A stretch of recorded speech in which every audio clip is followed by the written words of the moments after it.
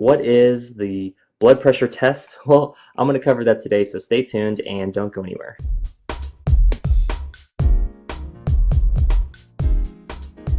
Hey, this is Lance McGowan, the Tropical Smoothie Guy, and today I'm going to cover the blood pressure test and what the whole this number over that number means, and do a little demonstration where I'm actually going to pump some blood. It's actually an interactive video, which is kind of fun, but I just want to go over that with you so you kind of get that insight. So we're going to cover that in the next section.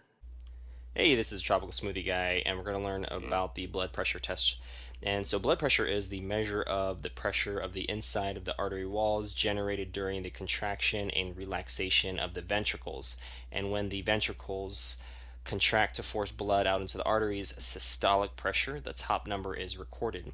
Diastolic pressure is the bottom number, recorded when the ventricles are relaxed and filling with blood from the atrium.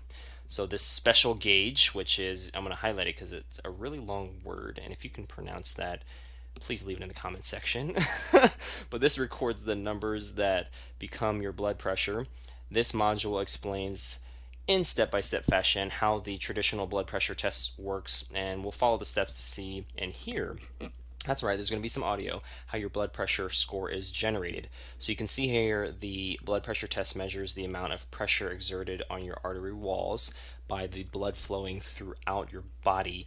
This measurement is represented by two numbers, the systolic and diastolic.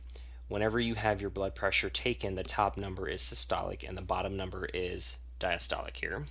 And the measurement above would be read 120 over 80 millimeters of mercury. So that's what that mm stands for. So we're going to go to the next picture here. So systolic pressure measures the force created when the left ventricle contracts to pump blood out to the body. And as the left ventricle contracts, blood is forced out to the body. Now we look at diastolic pressure is recorded when the left ventricle relaxes and fills up with blood again. And so when the left ventricle relaxes, it fills back up with blood.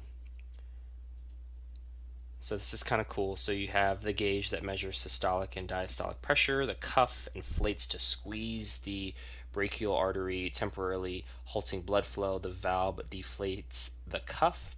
The bulb inflates the cuff, and this is the apparatus for the blood pressure test, and the stethoscope is used to listen to blood rushing through the artery. Really, really cool here. So the blood pressure test, we're going to click on some of these devices to learn how blood pressure is measured. So when I click on the bulb to inflate the cuff pump, you can see the bulb is pumped until the needle on the gauge reaches 200 mm or higher, and then the cuff inflates until the blood flow in the brachial artery is temporarily halted. Then the head of the stethoscope is placed over the brachial artery just below the cuff, and we're just going to click on this little valve to deflate, and you can see the needle on the gauge begins to fall as the cuff is deflated and pressure on the brachial artery is released. Next, as soon as the pulse can be heard in the stethoscope, this is the systolic reading, and we're going to click on the little earpiece here to hear it.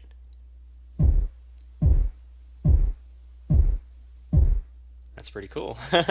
So 120, that is normal, and so if it's 120 or less, you're good. Next, the diastolic reading is taken by releasing more pressure from the cuff.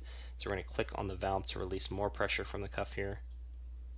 And the needle on the gauge begins to fall again as the cuff is deflated. So pressure on the brachial artery is then released. There's automatic machines that also do this too, but this was really cool, but I like hearing it from this little device. But yeah, when the thump fades and the whoosh can be heard in the stethoscope, this is the diastolic reading. So we're going to click on that and see what it sounds like.